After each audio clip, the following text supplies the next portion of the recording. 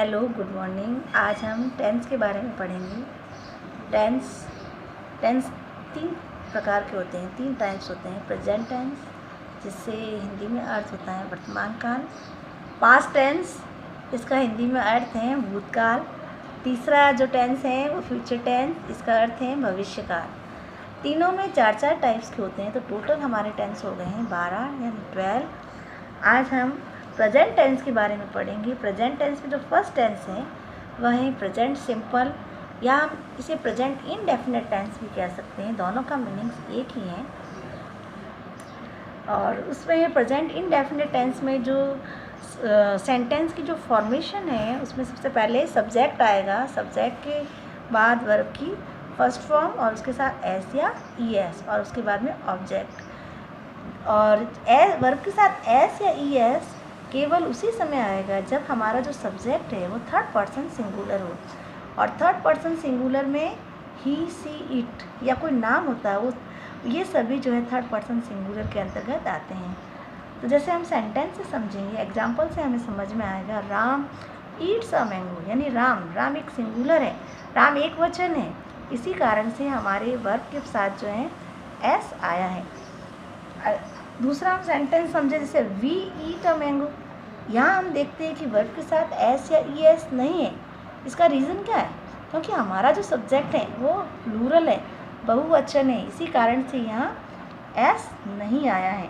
तो ये हमारा जो टाइप था वह अफर्मेटिव सेंटेंस का था, या हिंदी में हम बोलें तो सकारात्मक जिसे वाक्य बोलते हैं। तो सकारात्मक वाक्य का जो फॉर्मेशन है वह इसी तरह से है।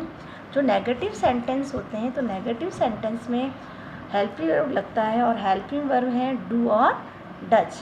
डू प्लूरल के साथ, यानी प्लूरल यानी बहुवचन, और डज जो है वो सिंगुलर के साथ यूज होता है। और नेगेटिव में हमारा जो सेंटेंस का फॉर्मेशन है उसमें सबसे पहले हमारा आता है सब्जेक्ट, उसके बाद हेल्पिंग वर्ब, यानी हेल्पिंग वर्ब है वो सब्जेक्ट के अकॉर्डिंग। हेल्पिंग वर्ब क्या आएगी? या तो डू या डज। और उसके बाद वर्ब की फर्स्ट फॉर्म। अब हमें ये ध्यान रखना है, यहाँ एस या ई एस नहीं आएगा, क्योंकि एस जो ई एस है वह ऑलरेडी इसके साथ लग चुका है। इस कारण से यहाँ एस या ई एस नहीं आएगा। उसके बाद में हमारा ऑब्जेक्ट होगा। तो ये नेगेटिव सेंटेंस का जो हमारा फॉर्मेशन है। तो उसी सेंटेंस को हम नेगेटिव रूप में लिख के देखते हैं। तो राम क्या है? राम जो सब्जेक्ट है वह सिंगुलर है, तो इसके साथ क्या आएगा? Does not. अब ये ई एस यहाँ आ चुका, इसीलिए यहाँ पर जो है वह केवल फर्स्ट फॉर्म ही आएगी, और ईट अ मैंगो। ये तो हमारा नेगेटिव सेंटेंस का जो फॉर्मेशन है।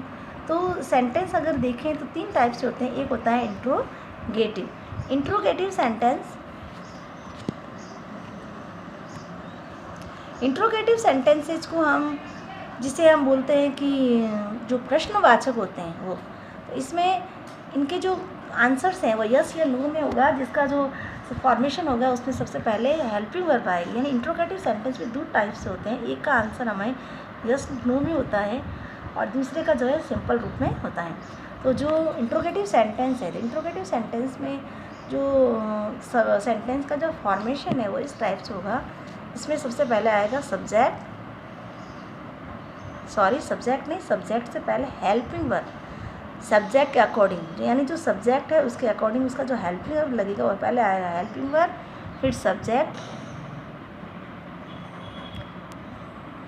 देखो हमने पीछे डू डज तो लगाया, लेकिन इसका नेगेटिव सेंटेंस था, हमने नॉट ऐड नहीं किया, तो इसके साथ हमें नॉट भी ऐड करना। जैसे हमने एग्जाम्पल में तो नॉट ऐड कर दिया, लेकिन यहाँ फॉर्मेशन में मैंने नॉट नहीं लिखा था।